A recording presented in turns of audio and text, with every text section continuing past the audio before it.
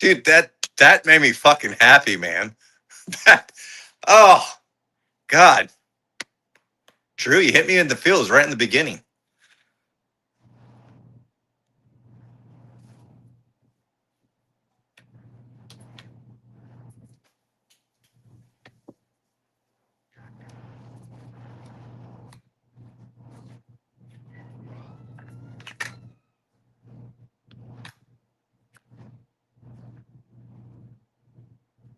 Can you hear me, Drew? God damn it. Hello, hello? Hello, hello?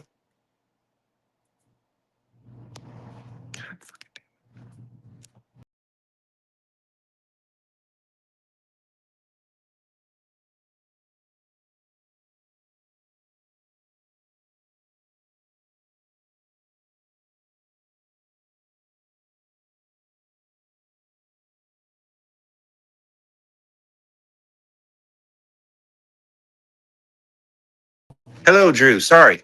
Can you hear me? I can't hear you. God damn it.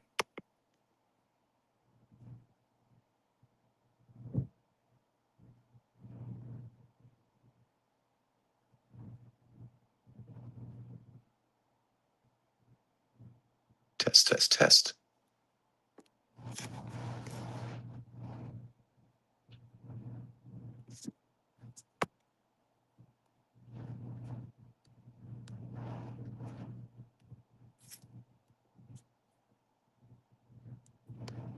All right, I'm back.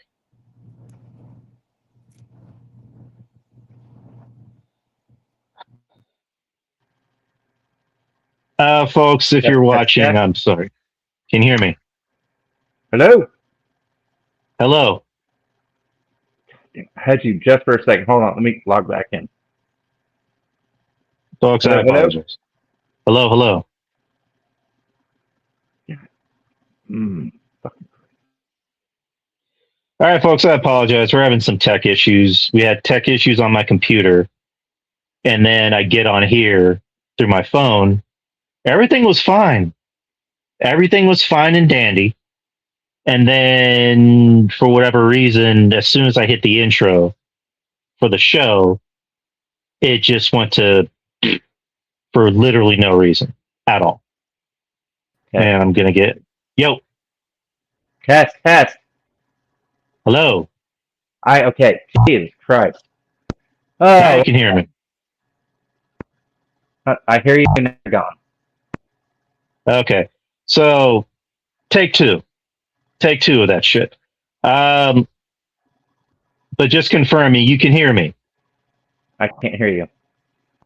Jesus fucking Christ. But anywho, God, I hate technology so fucking bad. Hey, Coke Hogan. Yeah, this show fucking sucks. I'm going to stab somebody. Oh man, I want to stab StreamYard in the fucking face. All right, let me try this again. But Coke Hogan, you're here. We're having some tech issues. I don't know what the hell is going on. I mean, I do. I know StreamYard sucks. Hence why I'm on my phone and I'm not on my computer because it decided to just take a giant, whiz all over everything. And for a second, Joe was hearing me. He was hearing me just fine. And then as soon as I hit the intro for the show, everything just went to all hell. So I don't know what's going on. And I feel terrible that people are watching this and they're singing all this crap. Oh yeah. I have the vertical stream open and I have the portrait. I don't know if maybe that's the issue. I mean, it shouldn't. That wouldn't really make any sense, but I think this is all on StreamYard. So I can't really deviate as to what's going on. But Coke Hogan, I appreciate you for being here. So hopefully we can get Joe back in here and everything's fine the way it is, and we can have everything go off without a hitch. Because This is no bueno. Okay. Hello. Can you hear me? I can hear you. Oh my God! I hope this stays. Can you hear me? I can hear you. Oh, praise Jesus or Asgard or whoever. Let's keep it this way. Okay. All right. So hopefully, let's get it going. Coke Yes. Hogan says he can hear us. Okay. Yo, what up, Younglings223 in the chat from YouTube? What's up? But welcome to Real Bites, where this is an entertainment show, and so far it has been the opposite of entertainment. We are trying to make this show work. If you can find entertainment in seeing us fucking pissed and about to lose our fucking mind and just go fucking insane, then yes. And by the way, this show's broadcasting on my public Facebook profile, so friends and family, I hope you're entertained by seeing me crash out. Oh my God. Hi, Mom and Dad. But it is pretty funny. Yo, what up, Younglings223? Yeah, entertaining. But anyways, welcome to the show. We got some things to talk about. Maybe not as meaty as last week, where we really went in deep on Brand New Day, but we certainly got some things to talk about. And Joe said something that kind of, caught my ear before the show. So Yeah. let's get it going. Yeah. So the first thing on the docket is to talk about X-Men, because it's been a very X-Men centric week, starting with the most recent episode, the second to last episode of X-Men 97, because this coming Wednesday is going to be the last episode of season 2. Which I heard is kind of emotional. I don't know what's going to come, but giggity. I heard it's pretty drastic how they go with this season ending. So I'm excited. I'm very hesitant because this season has brought some very close characters into the limelight and very personable, like Nightcrawler, Gable, even Polaris. I'm just like, where's this going to go? Of course, we know what happened last episode, which we'll get into. What's going to happen with Rogue and Gambit, not Gambit. So let's get into it because I'm anxious about next week. Yes, sir. And I know not last year, but the last season's finale was pretty emotional for a multitude of reasons. And judging by how this season's going, it's probably going to be more emotional. I mean, we already got emotion like earlier in the season. Coke Hogan saying there's a bit of a tiny audio hiccup, but you can understand punch. I kind of heard it a little bit too, but we're just gonna have to work with it until roll tide. But the most recent episode brought back a fan favorite. It brought back Gambit, as we all kind of figured he would come back, judging by Apocalypse, and if anyone's read a comic or two, or even just like knows what they know, kind of like me, is that Apocalypse has horsemen. One of which, I mean, he has a multitude of horsemen. It isn't just like a certain, bunch of people. It changes. It varies from time to time. Kind of like the Ric Flair horsemen, where that changed over time. But in this case, he brought in Gambit after Gambit died in Genosha in season 1, and he came back in the he technically came back in the previous episode at the end of that, but he fully came back. He was live in living color, and he apparently killed Apocalypse.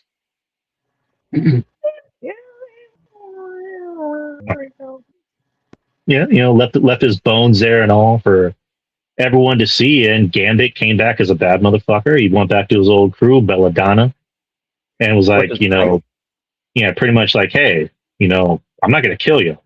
You're going to work for me.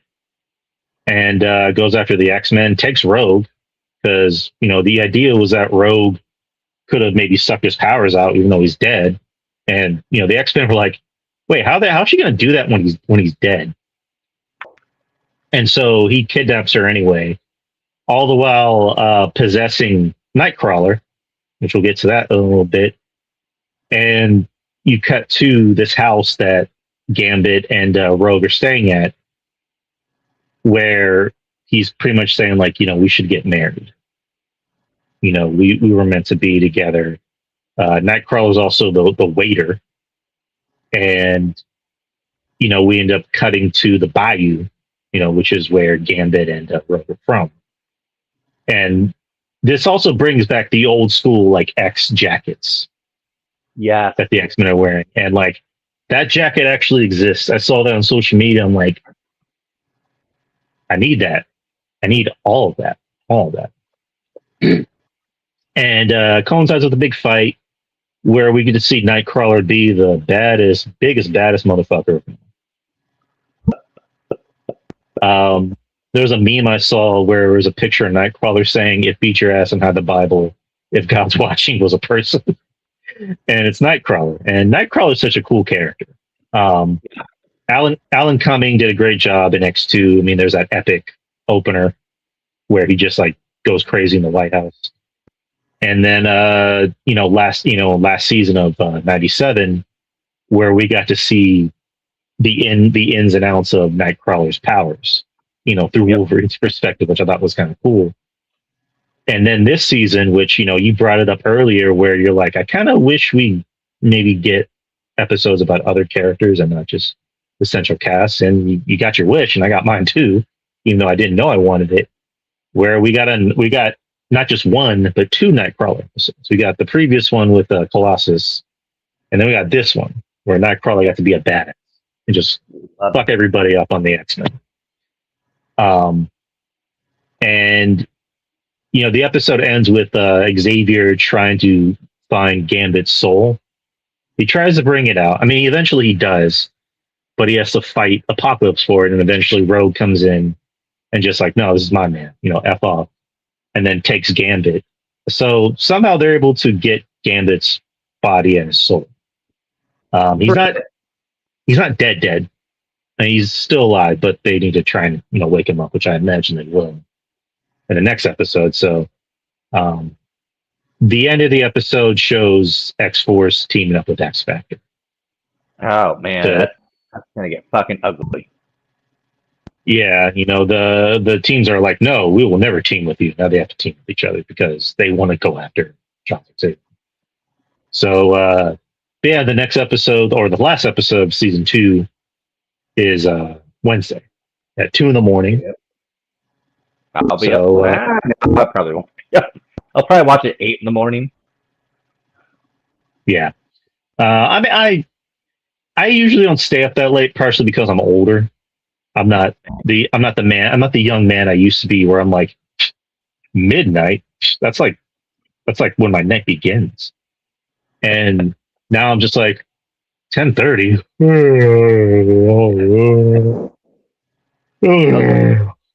Get off work, eat a bowl of cereal, and go to bed. I mean, 10:30 is too late for me now. But yeah, if I'm lucky, I'm able to be up that late. But usually I'll watch it next morning, and I try to stay off social media so I don't get spoilers. But I don't know, man. How'd you feel about that most recent episode? I really liked it. It's a nice build, especially from the previous episode with Colossus and Nightcrawler, and how that theme interacted with the characters. And I liked it too, like in this episode when like Wolverine was sitting there like, our crew needs help, and Storm's like, we have Colossus to watch after the kids.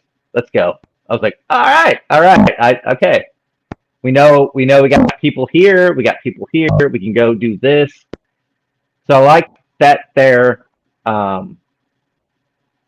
acknowledging that the fact that they have these characters in place and they're not being wasted. Now, I did see some blowback that there was no Polaris in this episode. We don't know if she stuck back with Colossus. I think she's going to play a pivotal role in the finale. I don't know to what extent, but I don't know, man.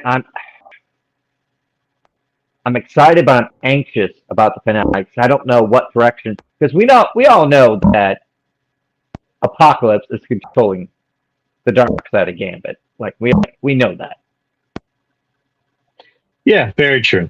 Very, very true. But yeah, I mean, I did notice that there was no Polaris, but I don't think Polaris said that she was like back with the X-Men when she was with the episode, or she was with them in that one episode, because she kind of pieced out at the end of the episode. I think she came back in the Colossus one, but I don't think she's officially back. Right.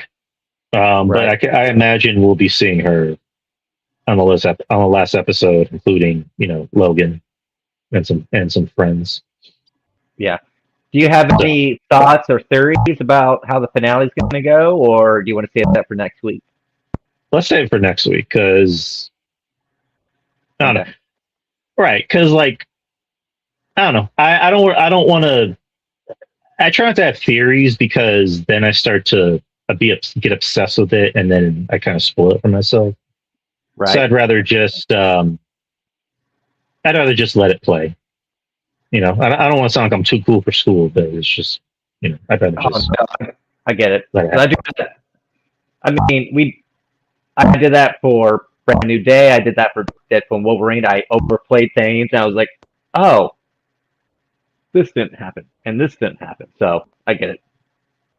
Right. Okay. I hate to piss you off even more, but I can still hear that hiccup. Oh, sorry. Like I can hear you talking, even though it sounds kind of muffled somewhat. But like when I hear you talk, I just hear. Let me turn it down a little bit. See if that helps. Hello. We'll just have to roll with it. Yeah, we'll just have to go until we work this shit out. Yeah, because I don't think people want to see me crash out for 10 more minutes, unless you do. I'll put up more. It's just reels of me going fuck, and then a reel of you going fuck. So think of the views.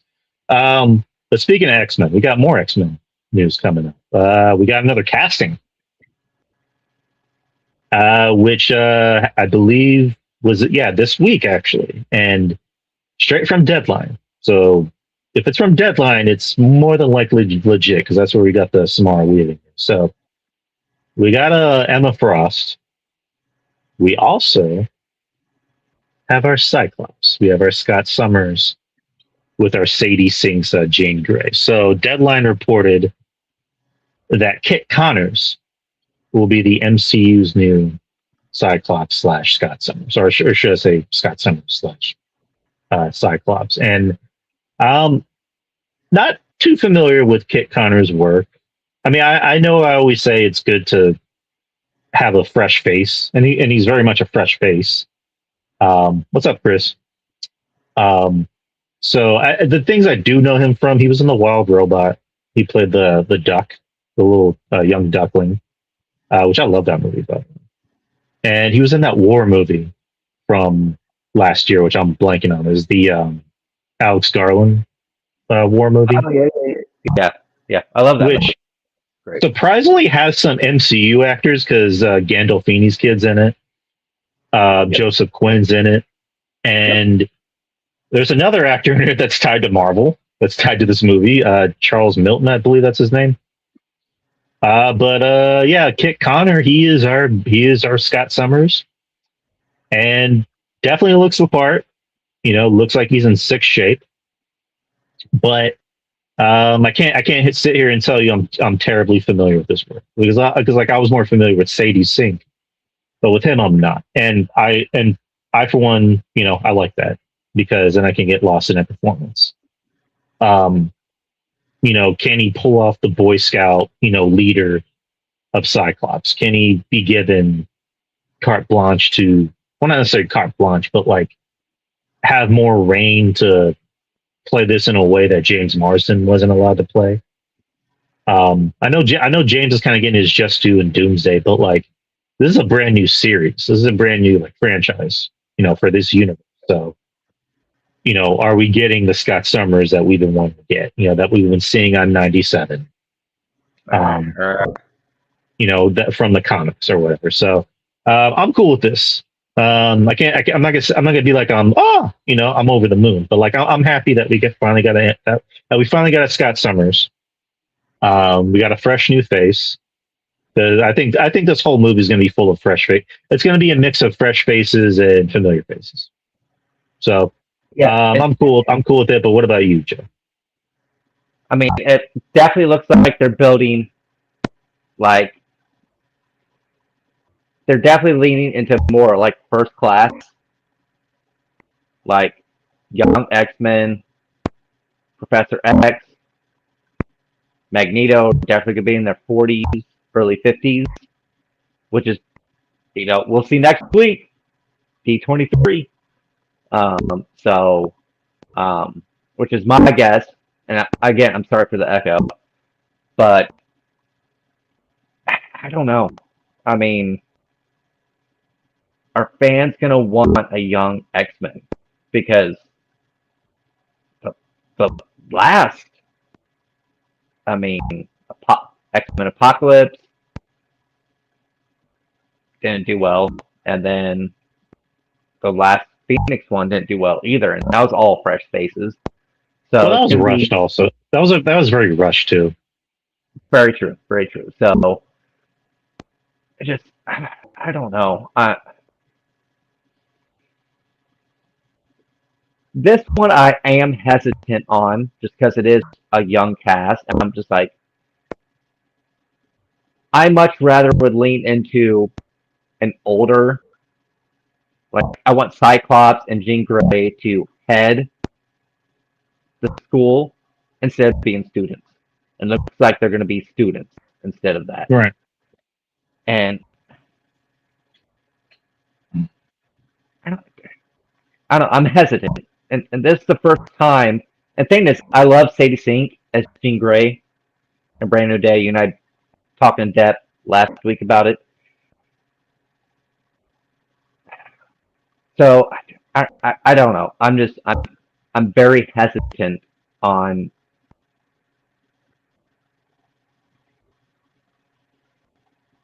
having, basically all these new kids. I'm just like, okay, it's another origin story, which I don't think we need. Right. I personally don't think it'll be an origin story because I think with a lot of the familiar characters, they cut out origin stories, and I'm happy because they did that with Tom, where there was like, yeah, we don't need to see Uncle Ben die. As a matter of fact, Uncle Ben probably doesn't even exist in this universe, so it's been all May. Fantastic Four was kind of like a quick origin story of like, hey, this happened. So with X-Men, I like that from what I'm seeing, it feels like it's going to be more like, not necessarily like everyone meets up in one movie and that's it. It's more just like, how do we get there? With Sadie Sink, they introduced her in another universe where they laid the groundwork for mutants. For other characters, I kind of wish they would maybe do like 1 hour specials on Disney Plus to kind of better set them up for this universe. It'd be nice if we got an hour long special of Storm. I know allegedly she's supposed to show up in Black Panther 3, which kind of makes sense. Yep. Maybe get like an hour special of Nightcrawler. That'd be like a gothic kind of horror movie. And I know he probably won't ever do it, but bring in Guillermo to direct that. Right. And I can see where you're coming from, where it's like, it looks like Cyclops and Jean are going to be more students than leaders, but I think they need to kind of earn that title before they just get like thrusted that. You know what I mean? Because like like for example, Samara Weaving's Emma Frost, and Samara Weaving's like in the early 30s. So it kind of seems like there's going to be some established mutants there. And I know with the MCU, for the longest time they weren't able to get rights. That's why they didn't do X-Men. There's a way you can make it make sense with a lot of these mutants, because like a lot of them you can say they've been here for a while. It's just they've been in hiding. For example, with Sadie Sink, it's like her character was like, I didn't get these powers till I was younger. And that makes more sense. For a lot of the older mutants, it's like, I've been around for a while. I was just doing my thing. Like I know he probably won't show up in this movie, but like Wolverine. Wolverine's easy because he's been around for a long time, but he does not give a fuck. When Thanos happened, he's like, I don't care. I'm not helping anyone. I'm the ultimate loner. And also there's a theory that maybe the two snaps at the end of Infinity War and Endgame, might have triggered mutations in certain people because all that's gamma radiation. Yeah. So, the thing is, there's going to be a lot that's going to unfold in Doomsday and Secret Wars, because we're not going to get anything X-Men until after Secret Wars. So, I mean, maybe they'll, explain a lot of that, because I know, our good friend Draper had complaints about Jean Grey and, just being thrown in and stuff like that. So, don't remind me. I knew you would have thoughts.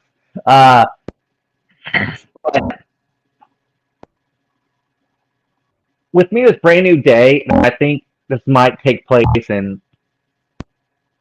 the X-Men universe. It's going to be a lot of Staten Island. Take what you get from what we give you. We're going to give you something, and for you, fill it in. Because to me, that's what the Staten Island thing was. It was no different than Black Widow and Hawkeye going, oh, this was like, no, what was it? Nova Scotia? Or Budapest. Budapest, yes. Like, we never knew what Budapest was. So, Spidey and Punisher could be like that with Staten Island. Like, we don't know.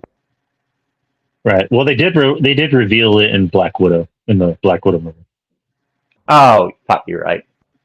Which, again, like some stories are maybe better left unsaid, because then I'm just here being like, what happened? What happened on Staten Island?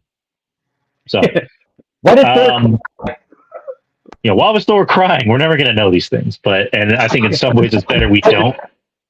I guarantee you, in Doomsday and or Secret Wars, we're going to find out why Thor cries. We're going to find out. We'll find out. But as Joe mentioned, next week is going to be D23. Yep. And more than likely, that is when we're going to get our full cast. Because I know this movie, they already have a script written. They already have a director. It looks like they're already getting their actors in. And we're more than likely going to get announcements leading up to next week. And next week is when we're going to get some of those already confirmed and or people that we don't even know are going to be in it. So, but yeah, at the moment, we already have 3 mutants.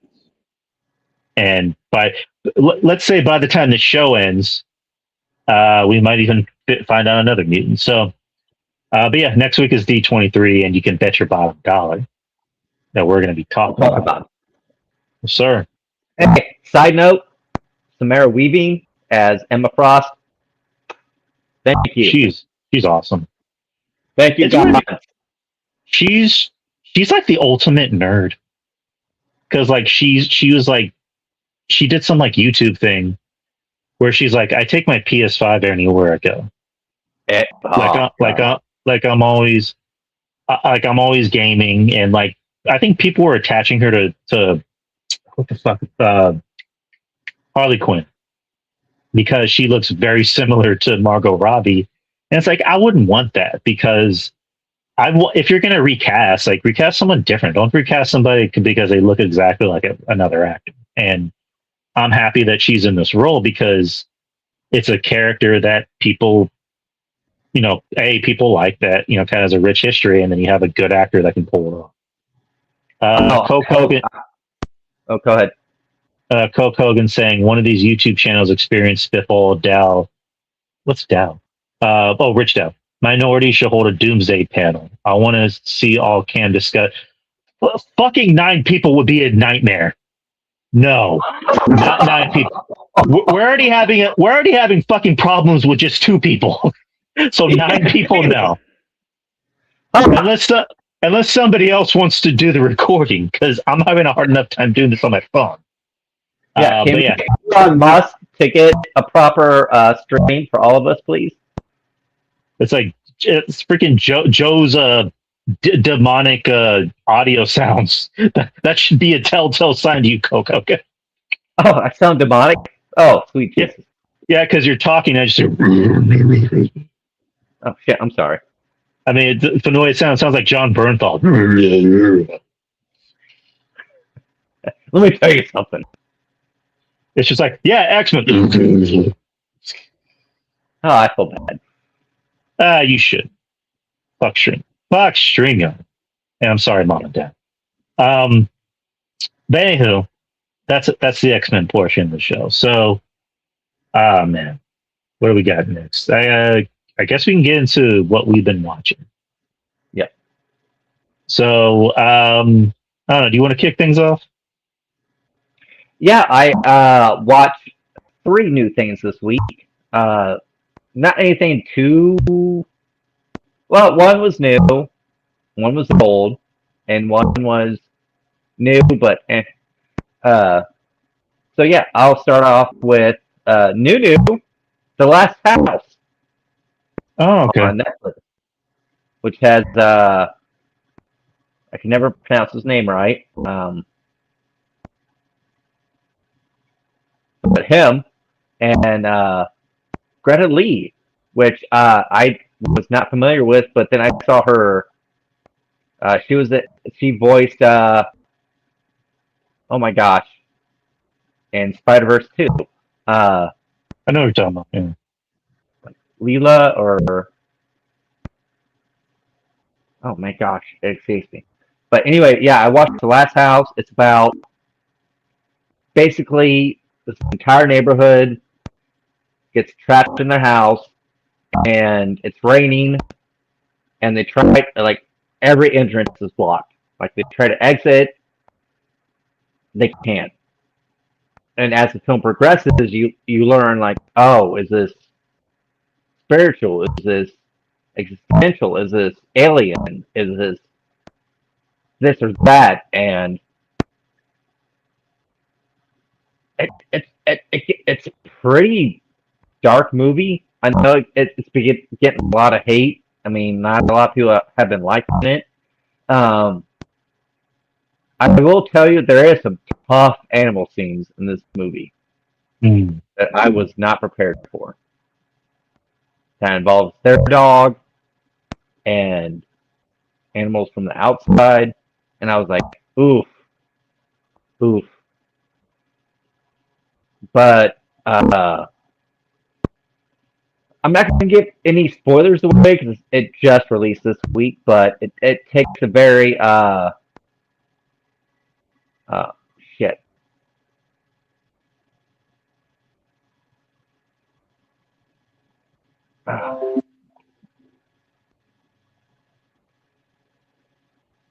Lovecraftian vibe. That's okay. That's the word I was going for. Lovecraftian.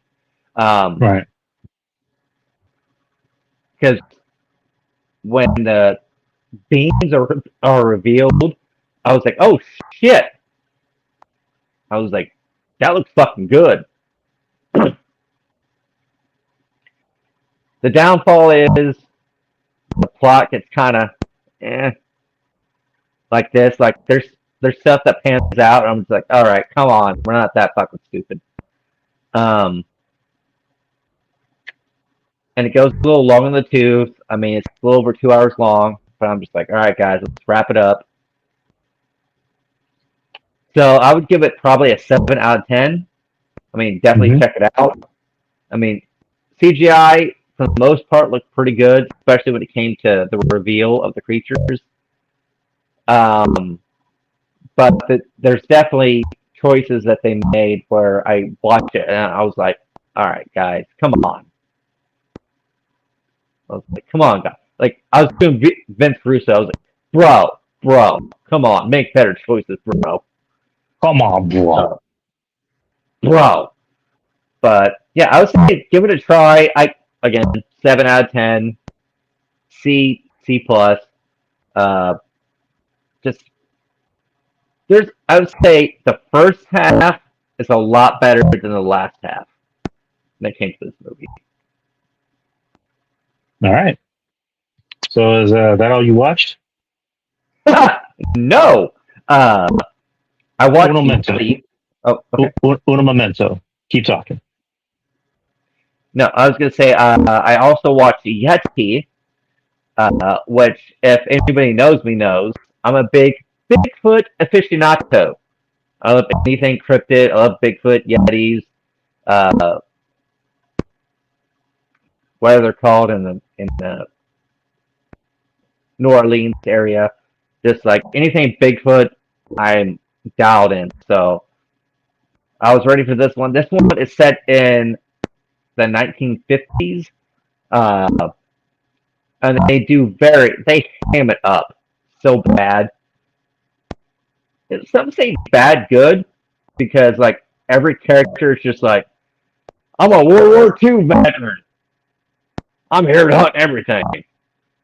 Hey, I bomb shit. Look at me. I'm a medic. Look at me. So every character is very like doing that shtick from the very beginning, which kind of threw me off. And I was like, okay, I see what they're trying to do, and I'm trying to like it. But man, 30, 40 minutes in, it gets old, and it gets old fast.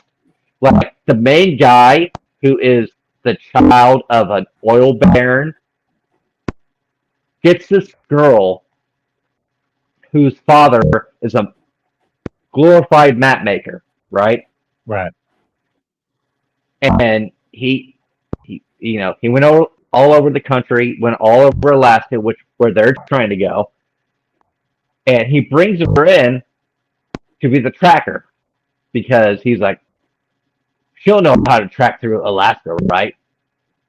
And 25 minutes in, she's like, oh, we should go this way. He's like, I have the nose for this. We should go this way. And she's like, I don't think that's what we should do. He's like, I have the nose. What are you? She's like, I follow the map. I'm like, Jesus fucking Christ, are we doing this? So it was just not. Oh god, the acting sucked. I gave this. When you see the Yeti is 9 out of 10. The Yeti looked fucking great. The plot, the acting, just dragged it down. So this was probably a 4 out of 10 for me. I mean, it's on Shudder or AMC Plus. So I watched that, and then I watched one more movie, which was really fucking sad.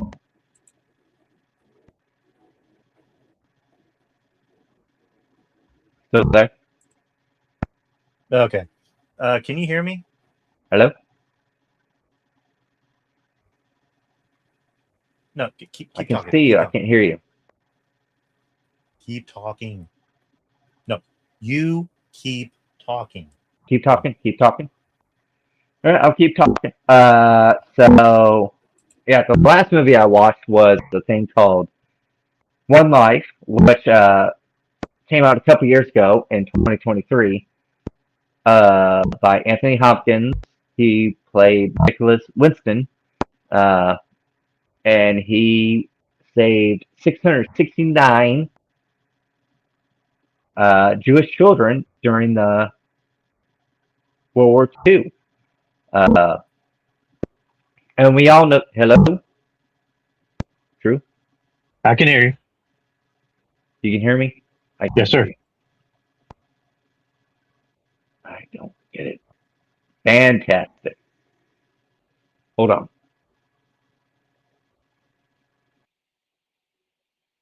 Hello, everybody. I actually did watch The Yeti, and I did not like the movie. It's a Shudder movie. I don't think I've ever liked any Shudder movies, except for the exception of maybe two, but that was like a few years ago. But yeah, this movie in particular looked interesting. It had a nice poster, and the Yeti was cool. I'll say that. The acting was just not that good, not very memorable. It was 90 minutes, but it felt longer. Um, so I don't really have anything Yes. positive that. Can you hear me? Yes. Can you hear me? I can hear you. Can you hear me? Yes. All right. Still getting that demonic sound, but keep going. Sorry. All right. So you heard about my review on the Yeti, Yes, sir. and then I started getting to One Life with Anthony Hopkins. Okay. All right. So yeah, One Life came out in 2023. Mhm. It just I was just scrolling through like the apps, Tubi. It's like, oh, suggested for you. I was like, okay. I love Anthony Hopkins, so I put it on, and it's based on the true life story of Nicholas Winston, who is a humanitarian because during World War II he saved 669 Jewish children from the Nazi bases. Nice. And there is I wouldn't say a meme, but like a little video that goes around about like a man who sits in the audience and like the host of the show goes, "Hey, if you know this person, can you please stand up?" And like everybody stands up, and like the old man looks around. It's that guy because he was unaware that he was being brought onto the show because he saved these 669 children from Nazi bases. Uh-huh. And in the movie, it deals with him like it does a two stories. Him in his younger days going through World War II, and him in his older days when he has a lot of regret because he knows he could have saved more. Like he's like, I could have done this, I could have done this, and he's dealing with a lot of regret and pain and thinking he really didn't do anything. Like it's a lot of doubt. And Anthony Hopkins, fuck, god damn it, when this guy fucking acts, he fucking acts. Right. And it's so fucking emotional. Like I sat there and I'm not gonna front. I shed some tears watching this because he's sitting there and the host is like, it's like, no, we're talking because he goes in thinking like, oh, we're gonna talk about my life's work, what I did in the field and whatnot. And he's sitting there, and the host is like, one of the survivors of this is this lady, and she's sitting right next to you. And he looks over and he starts getting choked up. And then the host is like, oh, and this person is sitting next to you. And he's sitting there going, and the host goes, if you have been affected by this person, stand up. And the whole fucking crowd in the audience stands up. And it's so fucking emotional. Like, I was like, why have I not seen this movie when it came out? I was like, where was this hidden? Like, it's so fucking good. And, like, I love Anthony Hopkins, and he seems like such a chill dude in his old age. So, this was a 10 for 10 for me. So, I really recommend it. It's on Tubi. I don't know where else it's at, but yeah, it's called One Life It's based on a true story. Definitely go check it out. But that is what, besides X-Men '97, that's what I watched this week. All right. What I've been watching. I watched a new. Hold on. I watched a new movie that just dropped on streaming, and it's called Soulmate, which is supposed to be I guess not really a spin-off. Oh yeah, it's a spin-off. It's set in the same universe as Megan. Okay. To which the first Megan I thought was good. Wasn't great. It had its problems. I still would have wished it was rated R so we would have gotten more violence. But the second one I heard was dog shit. I heard it was doo-doo. So this one, from what I heard, because I was listening to Cody Leach talk about it. Shout out to Cody Leach.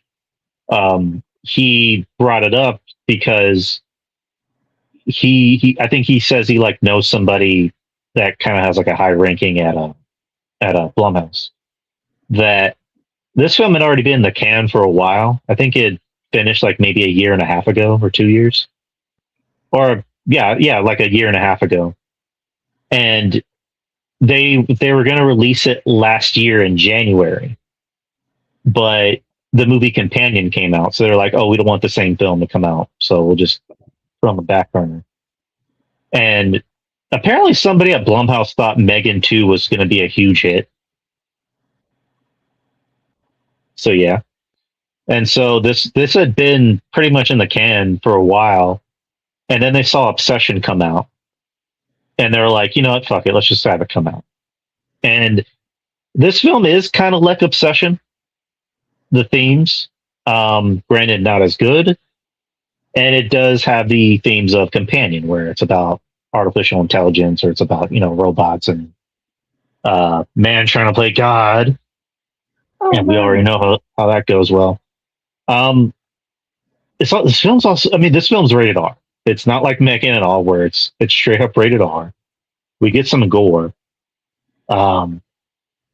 We do get a scene in the movie where it's probably the first time I've seen it, to where I just went, that really happened. Like, Jesus Christ. So the main lead, I guess I should say the main lead is the one that's on the cover of the poster. She's the chick from Evil Dead Rise. She played the sister, not the older sister, the younger sister. And she plays, I believe her name is Sarah. She's the artificial intelligence. And then the main male lead, I'm blanking on his name, but he's a widow. His wife had passed away recently, and he works from home, and he works at this like fancy schmancy artificial intelligence company. And Claudia Dumit from The Boys, she's in it. She plays like the potential romantic, interest. And Buck from Daredevil Born Again, he's in it. He plays like the, I guess like the manager, the boss of the place. And he's not British in this one. He has an American accent, which is kind of weird. And again, he's the smarmy, sleazy, tech bro. Where he's like, I'm on your side, buddy. And it's like, I'm pretty sure. I thought the leads were fine. I think I maybe went a little bit too hard on this movie than I should have, because the movie wasn't that bad. It's pretty enjoyable. I do think it was a smart idea for them to be like, let's put this shit on streaming, because I don't think it would have survived in theaters. But overall, it wasn't bad. I was entertained for the most part, with a few hiccups. I do think there's a lot of tropes in this movie that they do handle well. But yeah, everything kind of happens the way it does, where it's just like, the guy, he orders the AI bot and comes in, and of course he falls in love with her and overrides her permissions on her server.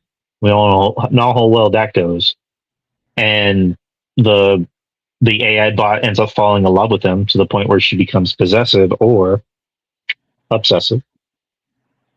And she starts going through his social media, and then she realizes he's getting too chummy with this, uh, good-looking girl at work, played by Claudia Dumit. And this movie is also very horny. There's a lot of sex in this movie.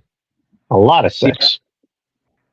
There's even a scene where like they're at like a restaurant, and then they go outside at some random place, and she's like, "Let's do it right here." And she just like takes off his pants and fully just like wraps her legs around him and just starts grinding on him. I'm like, well, shit. And then when that happens, these two guys catch him and they try to record him, and she just like fucks them both up. Like she breaks this dude's hand and then breaks this dude's arm. There's another scene where again it's tropey. Like you always have like the random scene where there's a sleazy rapist guy who wants to follow her, and I'm trying to remember this right. I think she rips his dick off without taking off his pants. Ow! Because all I see her do is just grab him by his dick and then just twist it. And then I just see this giant red stain on where his crotch is. And I'm like, did she just rip his dick off? That's not the first time a dick gets ripped off in this film. And let me explain to you how, Joseph. So later in the film, the lead guy, he's like, okay, I made a mistake. I need to take you back. I need to take you back to the company or whatever. So he leaves her at home while the delivery man who originally dropped her off, and he's like, oh, I'm going to be at work, but I'll just let you in because I have technology that I can let you into my house. So yeah. And the delivery guy comes in and he's, trying to do his like usual routine of taking back machines.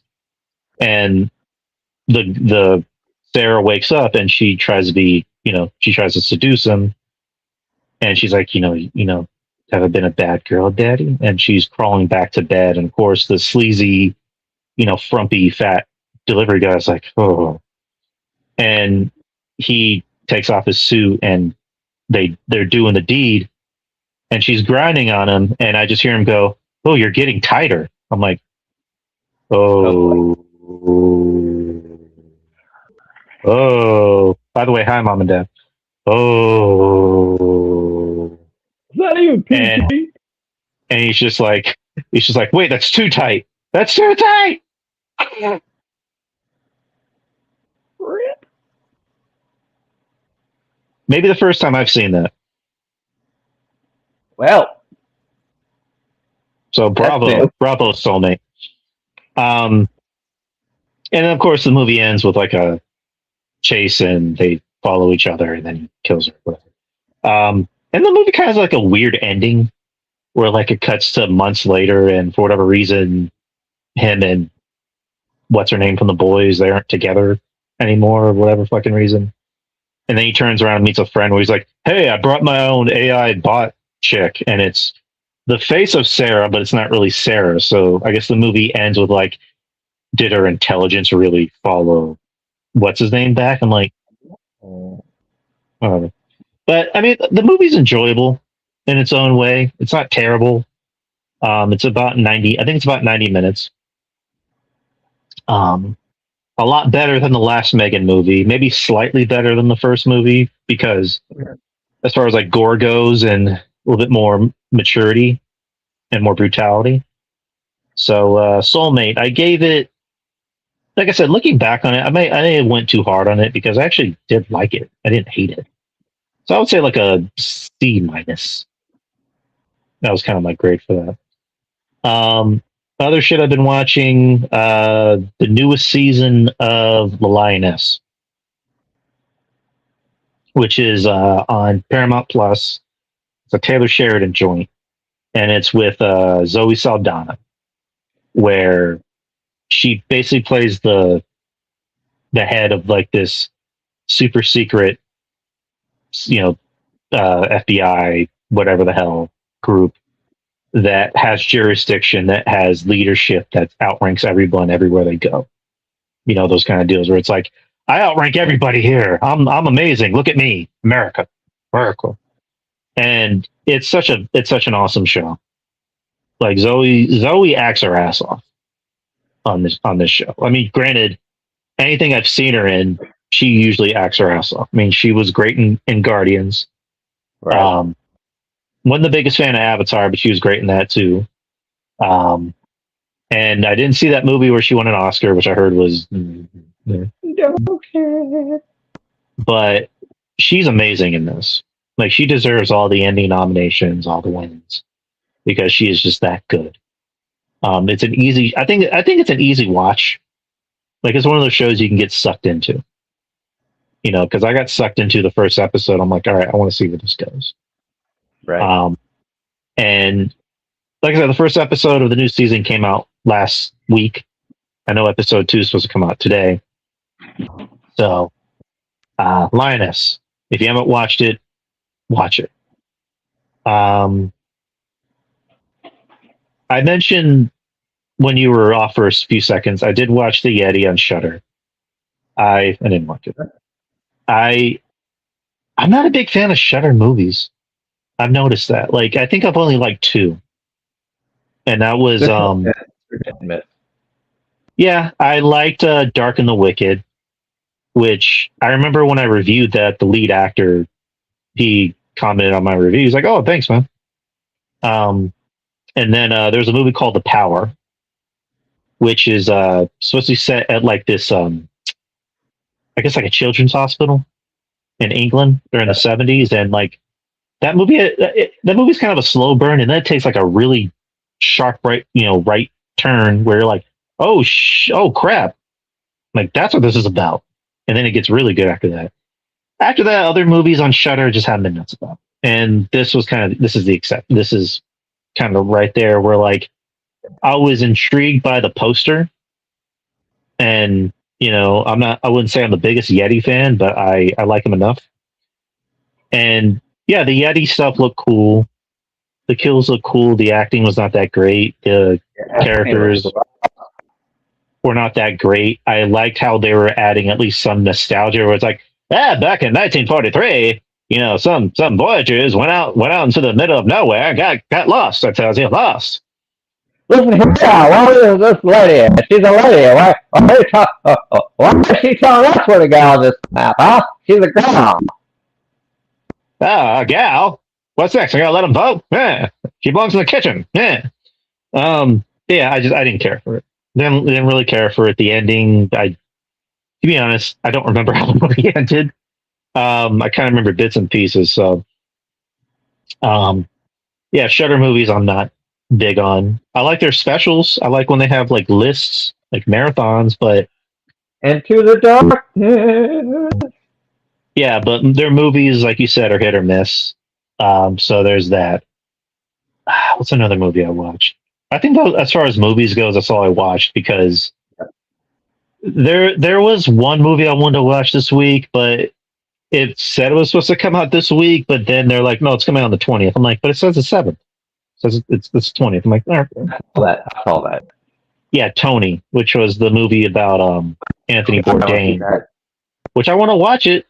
I think I will watch it, but like Regal was like, no, it's really the 20th. But why does it say the 7th right there? It says the 7th. You just have a Regal guy just taking it. But TV shows. I mean, there's My Adventures with Superman. That's about to finish up next week, and I'm kind of mixed. I'm kind of mixed on it because this season they brought in Hank Henshaw, and if anyone knows about that character in the comics, then you kind of know where this is going. And they were kind of building him up as being like the big baddie of the season, and then in the middle of the season they were just like, nope, this is the big baddie. I'm like, but that was the villain. Like, nope, this is the new villain. I'm like, okay. So I've been very mixed on it, and it looks like it's about to end. And again, I really like the first 2 seasons. I like how they handled Supergirl, probably a lot better than the other 2 live action adaptations. Yeah. But as much as I'm kind of ragging on this season, I'm still enjoying it. I would still watch season 4 when it comes out. So I would say if anyone hasn't watched it, watch it. And then the Cape Crusader show, I eventually will get back on it. There's been so much other shit to watch, and they dropped the whole season in one day, so I have a week to watch it. And I've caught up to the newest season of King of the Hill, which last year they revived it, where it was like a reboot sequel. And if you're a fan of the original King of the Hill, you're gonna like this, because they don't lose the spirit and the soul and what made the original show great.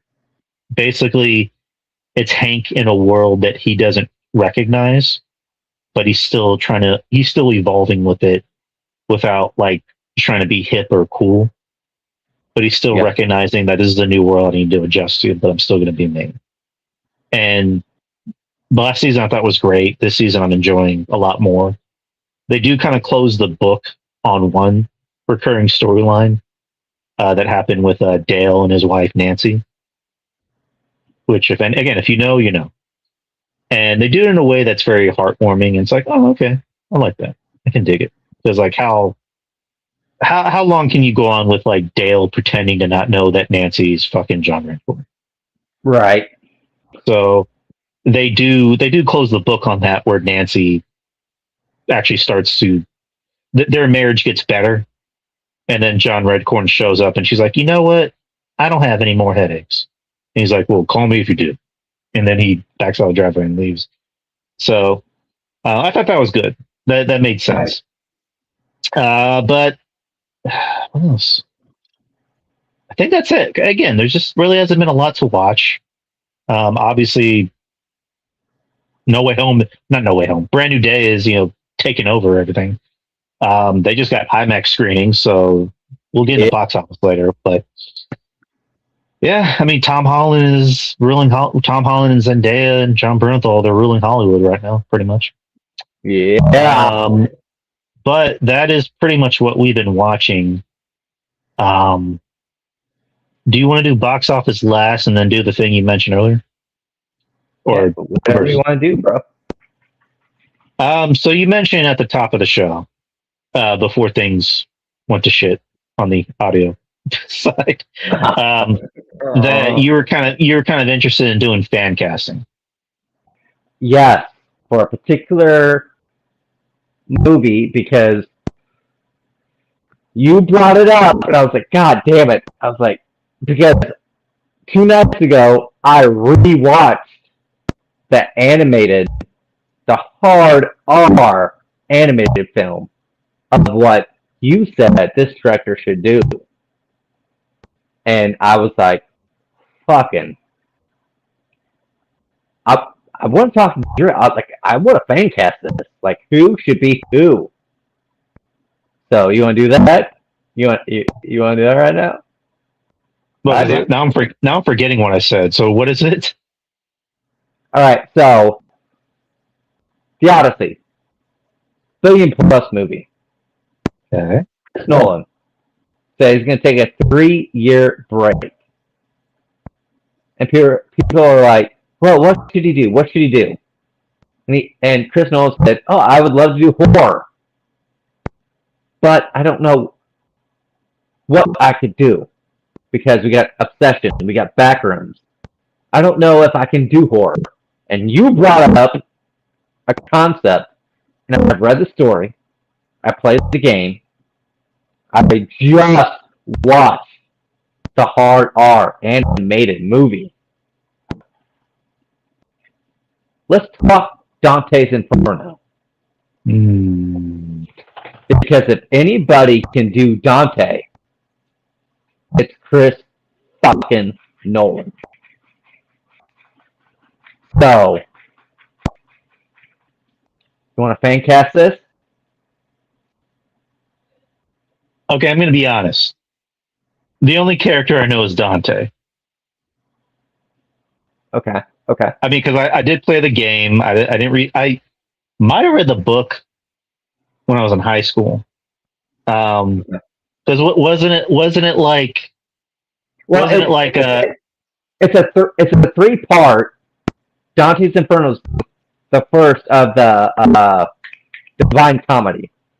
So No, because I was gonna say, isn't the story is like he needs to get his wife's soul out of hell, but he can't look at her, and then like literally he needs to take one step out of hell, then the motherfucker decides to look at her, and then she's banished forever.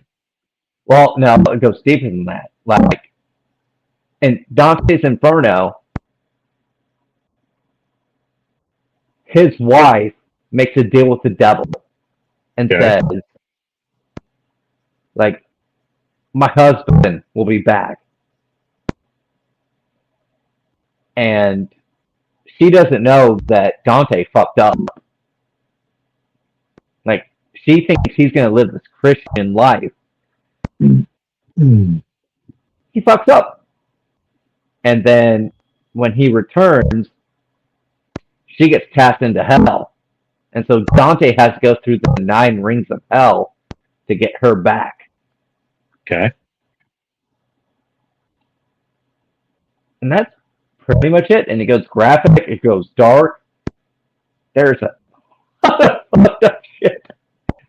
I mean, if you remember playing the game, I mean, I suggest anybody like who's not familiar with Dante's Inferno, go to Tubi. There is an animated film called Dante's Inferno that's very much from the text, and it goes hard R because it deals with the 9 levels of fucking hell. You know, greed, lust. Shit, I forget the others, but it is. When you brought it up, I was like, God damn, could Chris Nolan do Dante's Inferno? He can and he will. Oh my god. What I thought was interesting was like in the Odyssey, he told Ludwig Göransson, don't use any modern instruments. Just use what would have been used back in the day. And it worked because, you know, it had that authentic sound. Imagine him being like, same thing, but imagine instruments used in hell. A lot of drums, a lot of boom, boom, boom. Like a lot of that type. As far as Dante, I have actors in mind. Go. I'm biased. Pattinson would be fucking amazing. Maybe one of the Skarsgård brothers, preferably Alexander. Okay, yeah. I'd say Bill, but Bill's like, that's almost like, you know, oh, we need crazy Bill Skarsgård. It's like, all right. I was thinking Bernthal, but it's like Bernthal just kind of plays, at this point, Bernthal just plays the same role. And I love Bernthal. Maybe Matt Damon, but it's like, that's almost just like, that's just like, yeah, Matt Damon. Here we go. No, your first choice is my first choice. But yeah, Pattinson. Because to me, Pattinson, Rob Pattinson is the actor that everybody thinks Timothée Chalamet is. Yep. Yeah, because like, you know, he has another fucking movie coming out. The movie where he's playing Chris Hansen. That looks insane. I remember it was kind of funny, like him and Tom Holland and Anne Hathaway, they were doing press for the Odyssey, and he's trying to remember the movie he did with Zendaya earlier, the drama. And he's like, I can't remember what movie that was. And then Tom Holland goes, "Oh, look at me! I have so many projects." So I thought that was kind of funny, but yeah, Pattinson, where it's just like, this dude did Twilight, and like for the longest time, that was following him, and now it's like, I want to see Pattinson in everything. Like I look forward to anything that he's in. Well, you know, good. What when you said Pattinson, I mean that's the first thought is because I think of the Lighthouse. I think of like this fallen figure. And if you played the game, if you watched the show, like, Dante is not a good fella. And I think Pattinson would sit there and be like, and you would have that gravitas to sit there and go, no, not the devil. Like, I just feel like Pattinson would have that. Duncan, get out. Vámonos, amigo. Sorry, my dog's being a pain in the ass. But I think Pattinson would sit there and have that. Like, could you imagine Pattinson as fucking Dante with that fucking cross on his chest and him going, Bachelor! Bachelor! In whatever made-up language he can come up with. Pattinson's a chameleon, dude. Like the guy has range. He doesn't play the same role in every movie. You know, Nope. I mean, he obviously has the same face and the same look, but the dude has range. You know, in the drama he had range. You know, in the Devil All the Time he had range. Odyssey he had range. In the movie where he's playing almost like Chris Redfield, which that'd be fucking cool too. Can you imagine Rob Pattinson as Leon Kennedy? Oh my god. That'd be awesome. No, but you know, him showing up as Chris Hansen, you know, he has range. Like, you don't recognize him because he really does get lost in the role. And him as Dante, it's just like he already has that intensity. Oh god. He can already play damaged, you know, kind of like impure characters.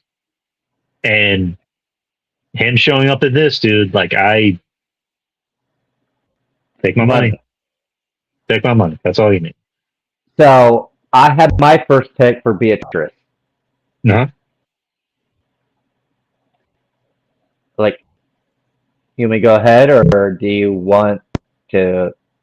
I like I said, I only got Dante. I think you're gonna have to like do everything. Well, I will, because I thought about this last couple days. Because when you said your post was perfect, you're like, the post was like, what did Chris only do next? You're like, Dante's Inferno. I was like, God damn it, Drew. I was like, and I started thinking, I was like, actors. Beatrice, Florence Pugh. She gets taken by the goddamn devil.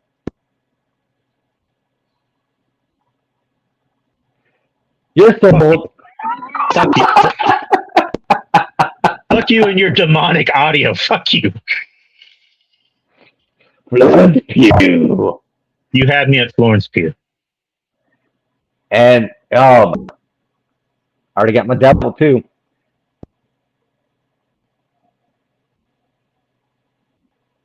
Looks like I'm blowing you.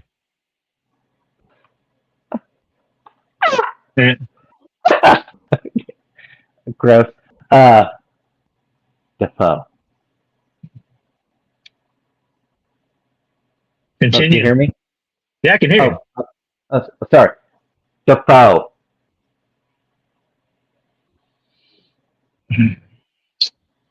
You're about to invoke the spirit of Shaheen by saying that. Share this shit. This is my Dante's fucking Inferno. Pattinson, Dante. Florence Pugh as Beatrice. Willem Dafoe as the fucking devil. Now, thing is, Dante needs his Virgil. So who is his Virgil? The ghost spirit who guides him along the 9 gates of hell.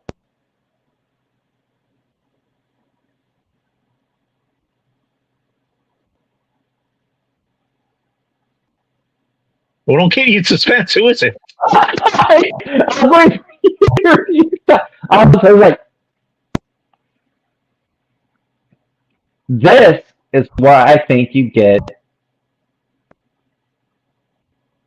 And it's going to be an older casting, but I would either go Ian McKellen or Skarsgård, the father. Not bad. Yeah, Stellan. Yeah, that's not bad. That would be my pick for Virgil, because Virgil's just like, I'm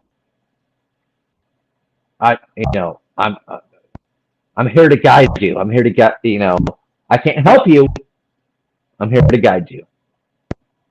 Mm-hmm. Like how Skarsgård was in Pirates of the Caribbean, a little bit.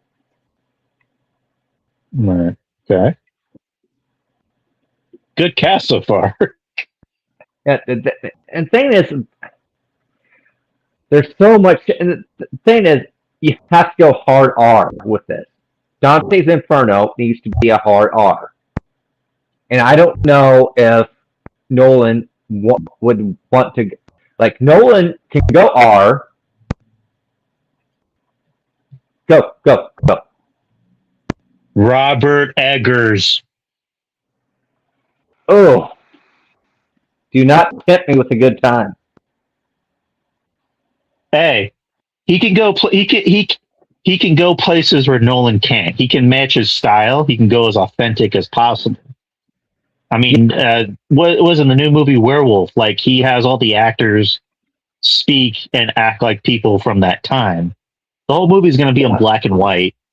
Aaron Taylor Johnson, I believe, I don't think he's going to speak a word of English in this movie. I don't think he's going to speak at all. No. And it looks amazing. And same thing with Nosferatu. He had actors that just spoke like people from back in the day. So, With Dante, you have to go to the grand scale. You can't just keep it subliminal. And that's the thing with Eggers, with Nosferatu, and even with Werewolf, like, he's going to keep it very, very, I don't want to say simple, but and that's just going to be large. With Dante's Inferno, you have to go large fucking scale. I mean, you're talking 9 gates of hell. You're dealing with like murdered babies, abortion, suicide,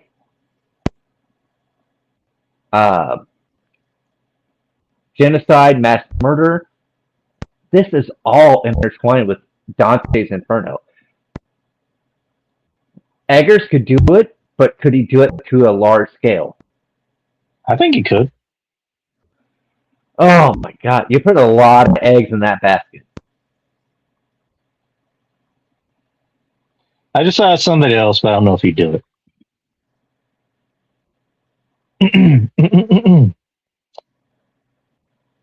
Zach Kreger. If he had, here's my point. If he had 2 or 3 more movies behind his belt, yes, I think so. I mean, he's already doing a big budget IP with Resident Evil, so I think he can pull that off. And at the same, here's, go ahead. continue. Sorry. No, I was gonna say, like, he can obviously work with practical effects. Yep. And he's proven that he can work with a big cast, like with weapons. So I think Zach Kreger can work with large scale. And like you said, maybe he needs at least maybe two more movies after this to kind of prove, large scale. I think he can get there. I think with Eggers, he's good at obviously practical. He's good at making everything feel like it's being lived in, during the time that it's being filmed. But kind of like you said, where it's just like, I don't think he's good at grand scale. I think he's good at make everything seem grand, but it's on a very small scale. Yeah. To me, if you want Dante's Inferno, you need that $250 million budget. If you're going to do the whole, because again, Dante's Inferno is just the first act of that series. So, like, you need the budget. So, who can fulfill that budget and exceed it? Yeah, Nolan can take care of all those things, but it's like, will Nolan go hard on? That's kind of the question. And I think he can. I think if he understands it enough, he's going to be like, I need to make this feel as authentic as possible, because, with the Odyssey, I think it's like the first time you got to see him be more grimy and show the not so nice, badass part of war. It's just that It's the first time we saw Nolan actually go that direction since Memento. Actually, right. Memento. Yeah, well, yeah, I think Memento. So that's kind of my worry. But it's just like we need to find a director that is a mix of like is very practical and on a big scale, but also not afraid to go that dark route. Where it's like we need to find somebody who has the best of both worlds with Nolan and Eggers. yeah. Oh, And the thing is when you brought up Dante's Inferno, the first thing I thought of is because I know Nolan can do it. Is could you imagine the boat of Quran, the one who boats you over? Your eyes. See, you fucking know what I'm talking about. Like the boat of Quran. Oh my god, the fucking boat with the head, and he's just like, "I will take you over." No one could do that shit. I don't know if anybody else could fucking pull that off. oh man, you're making me you're making me obsessed over something that's probably never gonna happen. And that's the thing is, that's what takes me back to Defoe, because Defoe in Boondock Saints talks about the right of Quran. When like, you've seen Boondock Saints, right? No. Oh my god! Never seen Boondock Saints? Sorry. Holy! I'll watch it. I will watch it. Don't worry. Continue. Fucker. It is. It's. The thing I love is Norman Reedus, Willem Dafoe. Oh shit! The Irish comedian stand up. Oh, Sean Patrick Flannery. he's in it. He's the brother to Norman Reedus. But no, the fuck, the Irish guy. Oh fuck.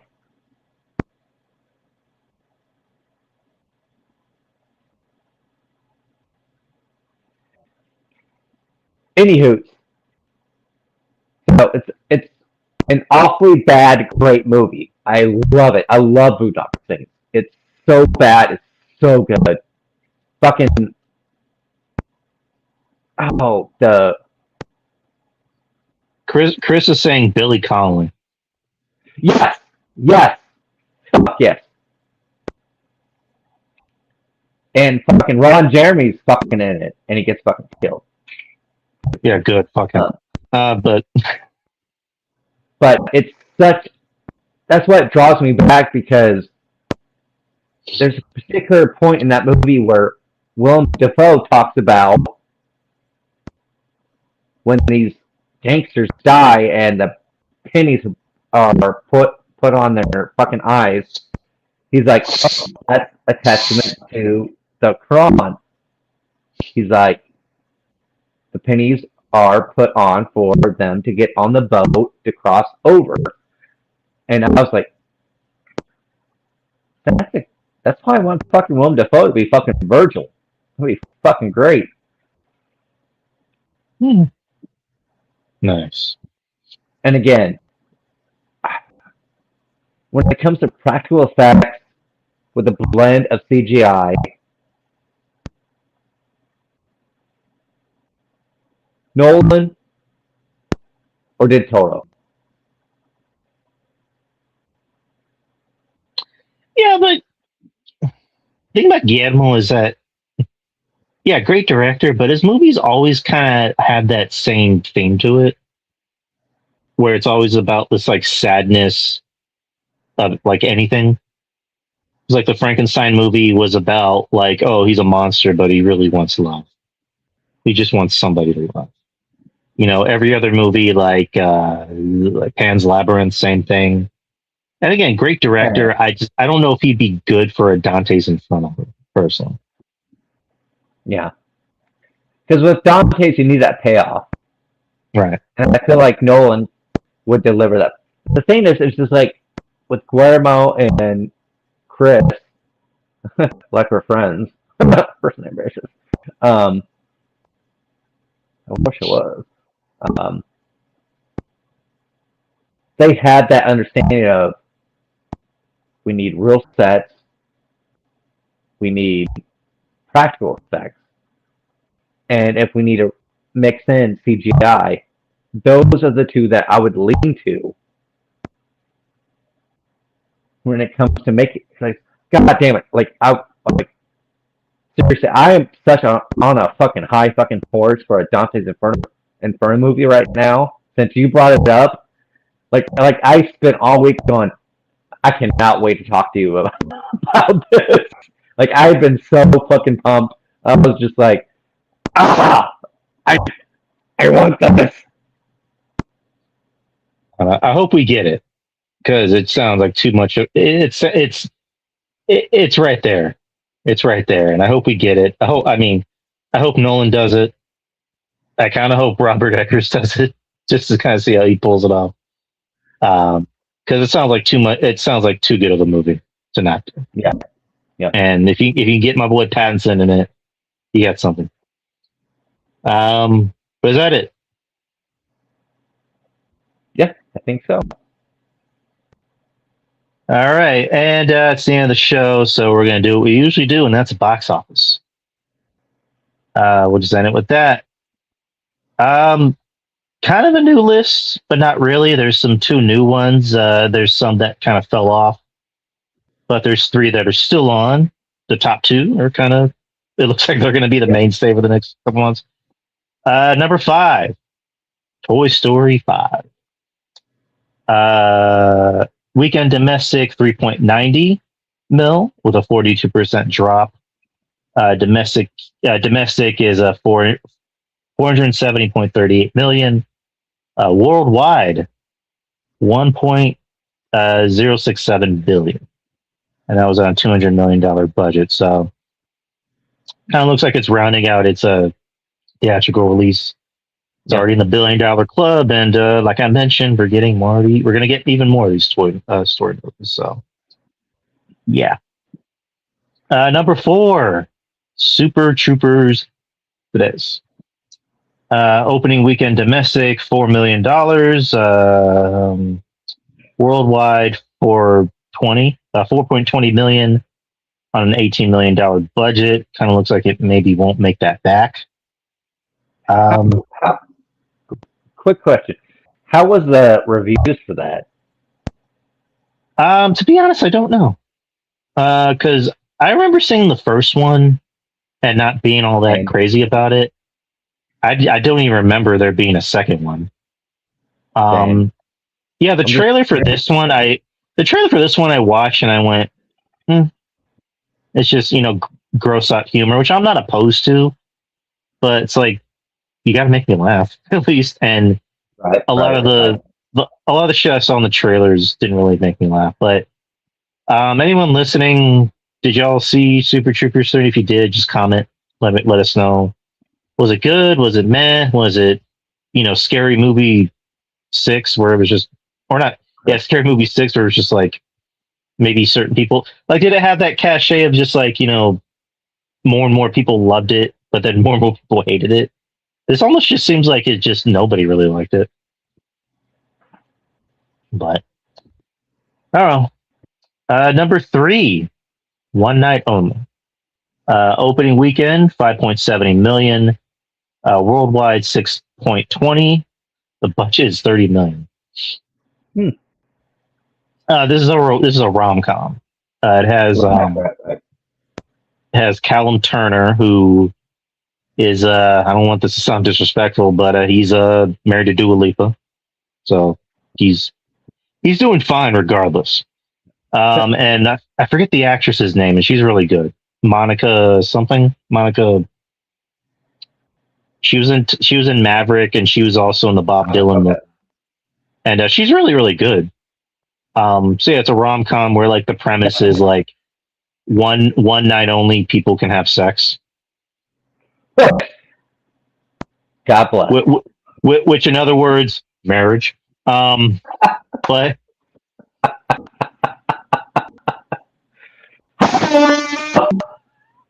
Which, again, it's just like, um, oh, Jesus tough crowd. Christ. Yeah, I'm here all night, people. Okay, But yeah, again, it's just like not opposed to rom coms, but it's just the trailer I saw where I'm just like, yeah, I'm good. You know, where it's like I'm good looking, I'm quirky, I'm even quirkier. Let's get busy. So I'm like, all right, well. So I've heard critics talk about this in not a favorable way, and again, critics don't matter. Critics kind of do matter to a certain extent, where it's like, to be honest, I haven't even heard like fans talking about this. Like this and Super Troopers 3, I haven't really heard anyone talking about it that much. Yeah. Kind of fell off the wayside. But again, Callum, he's doing all right. He's dating Dua Lipa, so he's always going to win. God bless him. Or he's married to Dua Lipa, actually. And 1 and 2 are kind of obvious. 2 is The Odyssey. Weekend domestic, 31.50 million on a 38% drop. Domestic is 461.7. Let me make sure I'm getting that right. 461.17 million. Worldwide, it just hit a biddy. 1.008 billion on a $250 million budget. It's not going away anytime soon. They just ordered more IMAX screenings up until September. So Odyssey, it's become Christopher Nolan's highest grossing movie. They just beat The Dark Knight Rises, actually. So, different. And number 1, Spider-Man, Brand New Day. Weekend domestic, 145 million. It had a 60% drop, which is common for their second week. But it's weird. 60% drop from like $1 billion. Oh, sorry. Yeah, it's a flop, people. And it's weird because I'm seeing more and more people be like, I just saw it again. And it just got IMAX screenings too. So it's said to get to 2.5 billion. Yeah, it's already doing fine. It's doing fine. It's already in the top 4 highest grossing MCU films, and by its end, it's going to be in the top 3 highest grossing films of all time. So it's going to be right up there with Endgame, Avatar, and Titanic, probably, or maybe the other Avatar movie. But quick question for you. Like, that's one thing I noticed about not just Spider-Man, but Odyssey and films recently is like,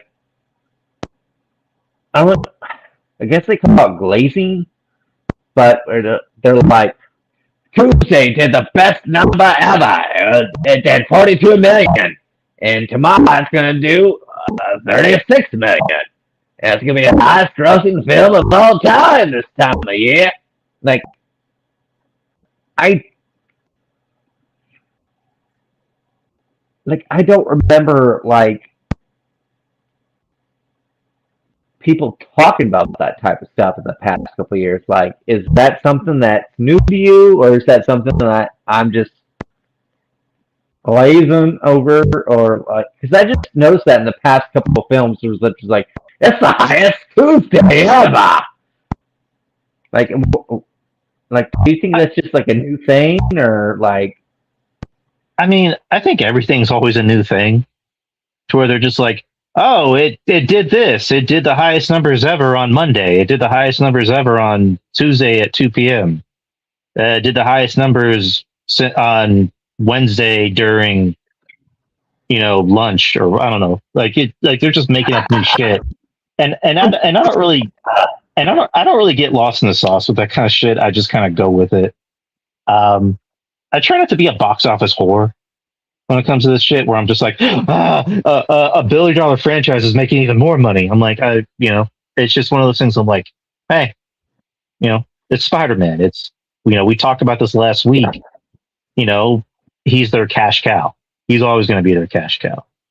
And Tom Holland's not going away anytime soon. I'm pretty sure once this new trilogy phases out, or not phases out, but like ends, they're going to be like, we're going to give you a blank check and just put whatever you want. We'll have somebody else. We'll have somebody else in the suit, and you can just do the acting. You don't even need to get ripped. Just wear a shirt. I'm going to tell you, he's going to be making Zendaya babies in no time flat. Oh yeah. But it's just something that I just kept seeing like the past, like, and I don't hate it, I don't knock it, but just like with Spider-Man, Odyssey, and even a few flicks before that, just like this movie made so much on a Wednesday. Like, did you see? I was like, yeah, I saw the movie twice. I'm good. And they're like, did you see it made so much more on Tuesday? I was like, okay, I don't need to hear it again. Like, do you is that gonna be a thing now? Like, or can be annoyed by that? Not really. Okay. I mean, it's the same thing where it's like, today is National Cheeseburger Day. Today's National Cat Day. Today's National Wife Day. Today's National Chicken Wings Day. It's like, okay. Like, my favorite thing. But I don't really care about that kind of stuff. But just to kind of finish it out, domestic was $655.9 million. Like I said, it just joined the $1 billion club, $1.67 billion. It already topped Endgame's record for I think most on a weekend or something like that. It's currently the highest grossing film of the year. And it's going to make so much more because I think I said last week, I don't know if I said this last week, where you can kind of tell what a good film is by the amount of times people go back to see it. And there are people who have gone back to see this multiple times. And now that you're getting IMAX showings, you're getting that. Doomsday is going to be kind of tricky because it's coming out in the middle of the holidays in December, and then it's going to bleed out into the new year. So not to say that Doomsday won't make $1 billion and that it won't be good. I have a feeling and maybe it won't be as good as this one. So yeah, but it's gonna. I think it's gonna hit $2 billion. I can guarantee it. I mean, we can't account for the amount of merch sales that it's doing right now. True. And like with success, you get detractors. I'm always starting to see the people. They're like, the movie wasn't that good. Or here's the ones that get on my nerves, where they're just like, it sucks. Well, can you tell us why? And it's usually the people that don't have a profile picture. I'm like, all right, whatever. Or like, it was mid. One thing I will say that I will agree with, Tom Holland doesn't have his villain. True. That's one thing I will agree with. Like, he doesn't have his Green Goblin. He doesn't have his Doc Ock. He doesn't have his Venom. Everything's been kind of manifested that he has to deal with. So that's one thing that I see people complain about, which I'm just like, okay, I get it. I mean, the complaints I do agree with are the ones that I had, where it's like, you brought in Tombstone only for like 2 seconds. You brought in Scorpion for maybe like a few minutes, and again, it was good to see him. The suit looked cool, but it's like, that's it. We never really got an explanation as to how him and the Punisher met. Where the fuck is Vulture? Well, he's stuck in Morbius's universe. Do not, Drew. Do not get me fucking. Oh my God! I'm gonna get. Do not get me, Drew. Do not get me started.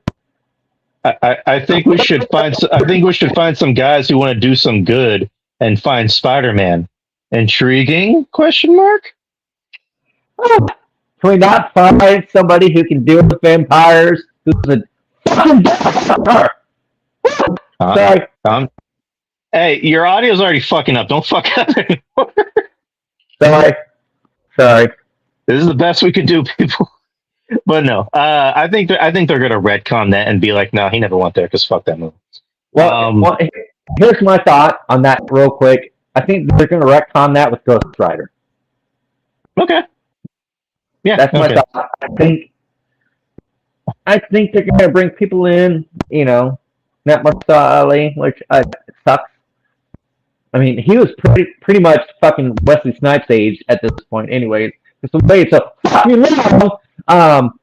sorry, again, upset. Midnight Suns. Can we do something? They will. But that's my hope that they're gonna retcon the shit. Right. I know. I saw some stuff with Doctor Strange today, which I'm just like. Let's save that for next week. Yeah. Yeah. The other big complaint is the one I had, where it's like, how is Peter making money? It wasn't like Toby, where Toby was like pretty much destitute, where it's like he was literally living off of one paycheck. Whereas like Tom is like, how do you have hundreds of thousands of dollars worth of equipment in your apartment. How are you making money? Because you don't work for the Bugle, because the Bugle isn't in this movie. I think that's one of those moments where they probably had film. Same thing with what's her name? Bringing Spidey in at the hospital. Dawson. Oh yeah. I think that Spidey got something from. Let's remember, Spider-Man exists. Peter Parker doesn't. So he didn't get shit from any Aunt May fund, but he may have got something from the Tony Stark fund. I was about to say that maybe because, like, in his will, Tony left the glasses, but maybe Tony left him some money. Yeah, where he's like, "Yeah, take care of yourself." I'm like, "Oh, yeah, that kind of makes sense," because Tony obviously thought of him as a son. And I don't know if they could just explain that. Yeah, and that's the thing. It's like there's so much, and that's why my biggest complaint about Brand New Day is like it feels like it's a long movie. That's the one thing Draper said. It's a long movie. Yeah, it's 2 hours. It should have been 2.5 hours. To explain. No, it is 2.5 hours. No, it's just 2, right? No, it's 2.5. It's like 2:25. Really? Yeah, it's 2.5 hours, dude. Jesus fucking Christ! Give me 30 more minutes. Yeah, and that's what I wanted too, because like the movie was going, and I'm like, can we get some more time? Let's get some more time. Like you like give me more. Like that's when you know a movie. That's when you know a movie's good, is when it's just like, oh, I don't even feel how long this movie is. I want more. Like one thing I would love is seeing Peter go up to an ATM and go, puts in it like a card and go, and it said nothing, and he's like, oh shit, that's my Peter Parker account.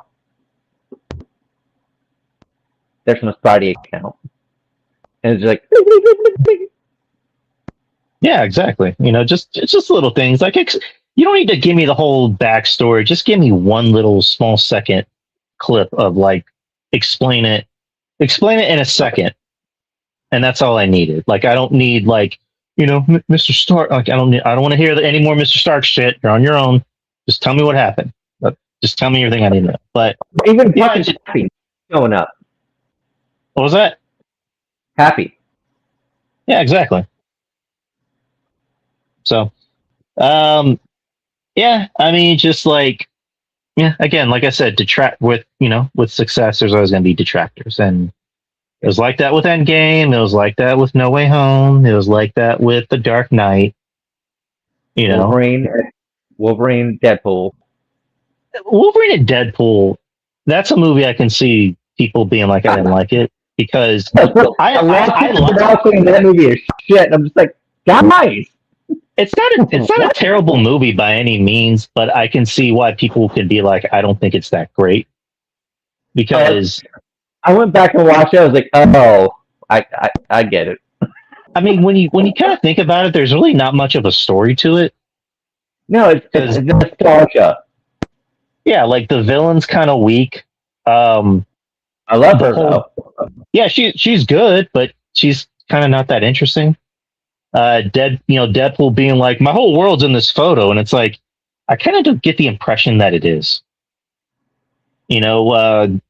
Obviously it was cool seeing Hugh Jackman back in the suit, which granted, I was more hyped about that like 5-second scene where he's wearing the John Byrne suit. And I was like, oh, can we get more of that? Because I like that more than the yellow suit. But like his kind of backstory about how he, I guess, didn't kill the X-Men, but humans did. I'm like, how did humans kill the X-Men? Backstory. I get the impression that they shot a scene for that, but they cut it out due to time, and we're maybe going to get a backstory in like Secret Wars or something. But again, that's the kind of movie where I'm like, I love it. I maybe overloved it too much, but I love it, for different reasons. But I don't think it's a better movie than Brand New Day or, Guardians or the first Iron Man. It's a movie that I can love and go back and go.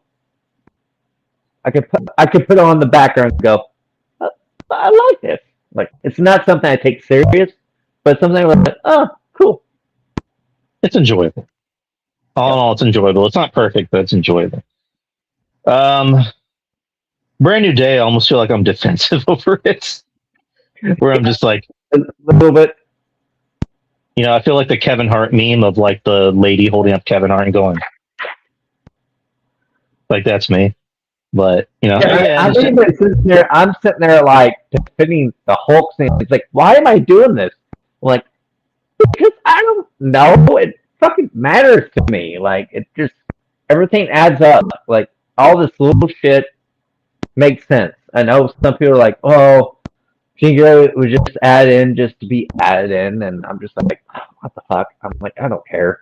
Like, I enjoyed the fucking movie.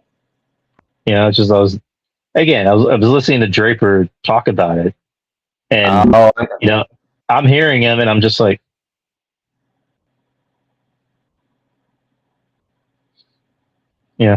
like I can hear the thing from Kill Bill, the like, Draper knows I love him. Come on, he would bust my balls too. But yeah, it's just like, I was like, all right. At the end of the day, these are movies. Who cares? Like, I stopped getting mad about people shitting on movies a long time ago because I'm like, wait a minute, what am I getting mad about? It's a movie. Like, I'm not gonna end a friendship over a movie. Not for me.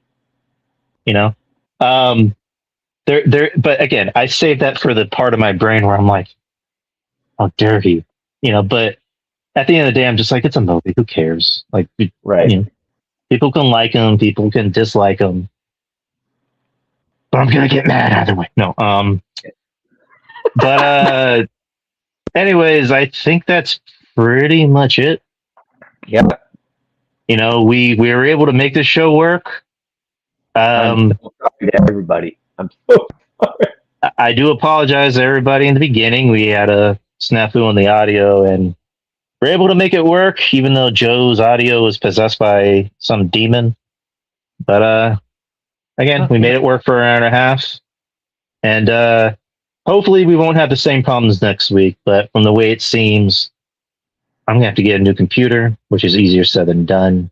In the meantime, I'll need to be doing these on my phone, which is a lot easier than I thought it'd be. I thought there'd be a lot of problems, but it's actually not that hard. But I'll need to memorize. I'll need to memorize things we talk about, which is easy. It'll be a lot. I think it'll be a lot harder for the wrestling show because I'll need to remember matches and segments, which is fun. But for this, I think it's a lot easier. But that is it, people. Thank y'all to everyone watching, everyone that enjoyed and suffered through this the way we suffered. But thank you guys. Godspeed, people. Anyone watching on the YouTube channel, make sure you subscribe. Make sure you like. Make sure you comment. It's good for the algorithm. And anyone watching anywhere else, whether it's Twitter, whether it's Facebook, and also on TikTok and Instagram, make sure you subscribe to all my socials. That's about it. And yeah, every Sunday. Before I say that, well, let me kind of finish it out, and I'll ask you something else. Yeah, every Sunday it's Real Bites at 6 p.m. Central Time here on YouTube, and every Wednesday at 6 p.m. or every Wednesday at 8 p.m. Central Time. It's the experience. So that is it from me, Joe. What about you? Yeah, you guys can find me on Twitter or X, whatever you want to call it, and TikTok at Moose Breath. It's pretty self-explanatory. But yeah, please like, subscribe, comment, anything you guys want us to talk about. Please let us know. We love the details. But anything, thanks, Drew. I'm so sorry for any audio issues on my end. I mean, it sucks. I was so mad. But do you think it might be that you're recording in a different room? Same room, just 45 degrees, different direction.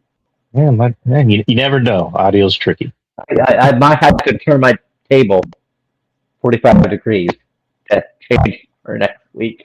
Right. But anything, like, I just want to showcase my nerd shit. But that's where I'm at. Thank you, Drew. I thank everybody.